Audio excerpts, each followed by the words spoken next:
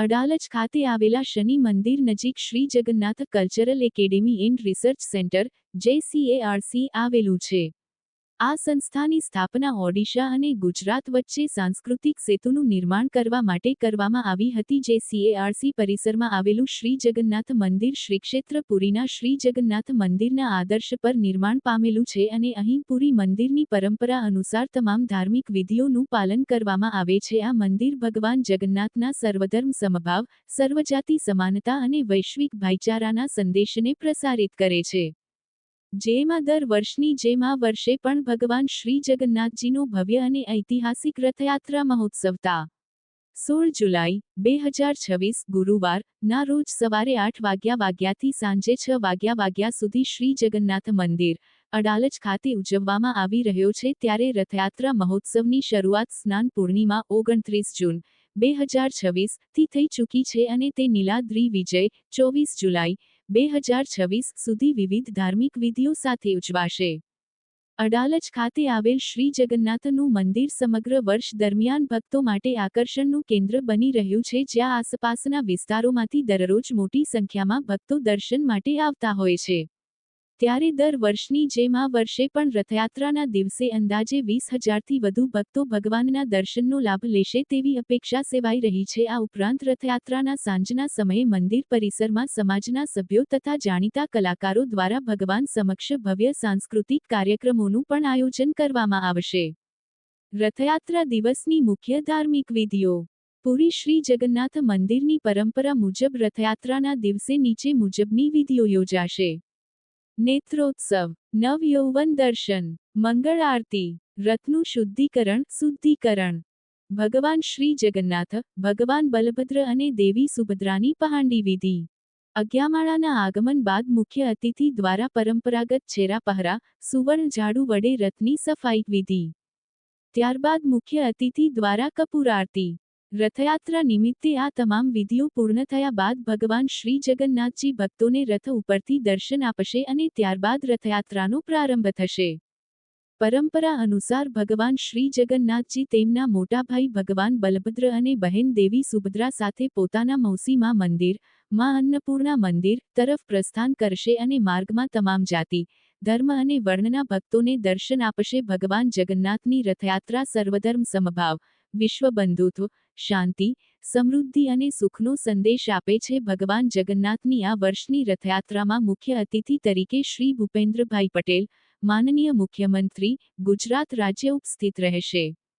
વિશિષ્ટ અતિથિ તરીકે રાજ્યસભાના પૂર્વ સાંસદ શ્રી નરહરી અમીન, માનનીય રાજ્યસભા સભ્ય તથા ગુજરાતના પૂર્વ ઉપમુખ્યમંત્રી તેમજ શ્રીમતી મીરાબેન પટેલ, મેયર, ગાંધીનગર મહાનગરપાલિકા ઉપસ્થિત રહેશે. આ રથયાત્રા અંગે વાત કરતા રાજ્યસભાના પૂર્વ સાંસદ શ્રી નરહરીભાઈ અમીને જણાવ્યું હતું કે જગન્નાથ મંદિર અડાલજની રથયાત્રાનું આ 5મું વર્ષ છે, જે અન્નપૂર્ણા ધામ ટ્રસ્ટ અડાલજ ખાતે રથયાત્રા પહોંચે છે. આ રથયાત્રામાં લગભગ 15મી 20,000 જેટલા ભક્તો ભગવાન જગન્નાથના દર્શન માટે આવે છે. આ વખતે રથયાત્રા 9 વાગ્યે શરૂ થશે. તેની વિધિમાં રાજ્યના મુખ્યમંત્રી શ્રી ભૂપેન્દ્રભાઈ પટેલ અને ગાંધીનગરના મેયર પણ ઉપસ્થિત રહેવાના છે. આ રથયાત્રાનું વિશેષ મહત્વ એ છે કે ગાંધીનગરની આજુબાજુના લગભગ 25મી 30 ગામના લોકો મોટી સંખ્યામાં ભગવાન જગન્નાથજીના દર્શન કરવા માટે આવે છે. આ ઉપરાંત રથયાત્રા પૂર્ણ થયા બાદ અહીં સાંજના સાંસ્કૃતિક કાર્યક્રમ પણ યોજવામાં આવે છે. વધુમાં અડાલજ ખાતે આવેલ ભગવાન જગન્નાથ મંદિર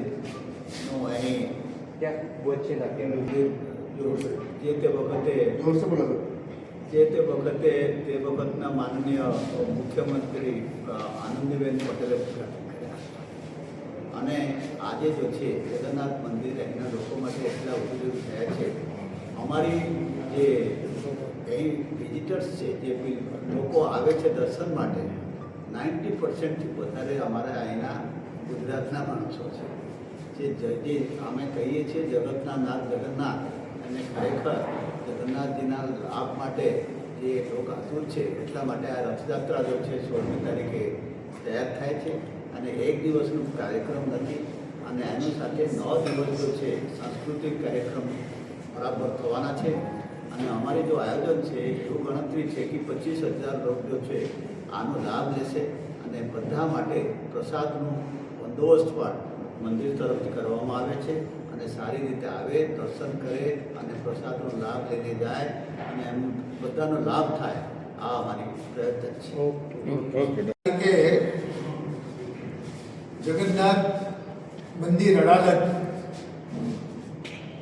તરફથી રથયાત્રાનું આયોજન કરવામાં આવ્યું છે.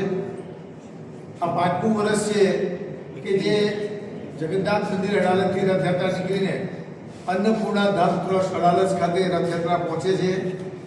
લગભગ 15,000 થી 20,000 જેટલા લોકો ભગવાન જગન્નાથના દર્શન માટે આવે છે.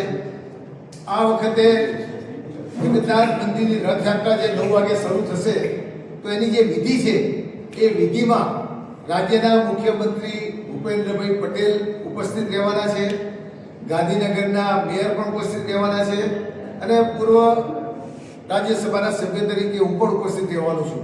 આ રથયાત્રાનું વિશેષ મહત્વ એટલું છે કે ગાંધીનગરની આજુબાજુના લગભગ 25 થી 30 ગામના બહુ જ મોટી સંખ્યામાં જગન્નાથ ભગવાનના દર્શન કરવા માટે આવે છે. સવારે 10:30 થી સાંજના 6 વાગ્યા સુધી આ મંદિરમાં જે લોકો જગન્નાથ ભગવાનના દર્શન કરવા આવે એના માટે ભોજનની વ્યવસ્થા હોય છે. 11 વાગે અહીંથી રથયાત્રા નીકળીને 12:15 વાગે અડાલજ ખાતે આવેલું સમસ્ત લેવા પાટીદાર સમાજનું આરાધ્ય દેવી કુળદેવી જે અન્નપૂર્ણા માતા કહેવાય છે એનું જે મંદિર છે ત્યાં મંદિરમાં રથયાત્રા આવે છે. ત્યાં આગળ અન્નપૂર્ણા માતાના મંદિરમાં આરતી થાય છે. અન્નપૂર્ણા ધામ ટ્રસ્ટના ટ્રસ્ટીઓ, સ્વામિનારાયણ મંદિરના ટ્રસ્ટીઓ અને જગન્નાથ મંદિરના ટ્રસ્ટીઓ દ્વારા ત્યાં અન્નપૂર્ણા માતાના ત્યાં આરતી બ્રાહ્મણો દ્વારા કરવામાં આવે છે અને ત્યાં આગળ લગભગ 3,000 થી 4,000 માણસોને અન્નપૂર્ણા માતાની શાહી ખીચડીનું ભોજન આપવામાં આવે છે અને 2 કલાક રથયાત્રા રોકાયા બાદ પાછું મંદિર અડાલજ ખાતે જગન્નાથ મંદિરમાં રથ પાછો આવે છે અને 6 વાગ્યા સુધી જેટલા લોકો શ્રદ્ધાળુ લોકો જગન્નાથ ભગવાનના દર્શન કરવા માટે આવે એના માટે મંદિરમાં દર્શન થાય છે અને સાંજના સાંસ્કૃતિક કાર્યક્રમ થાય છે. વિશેષ માહિતી સાહુ સાહેબ અને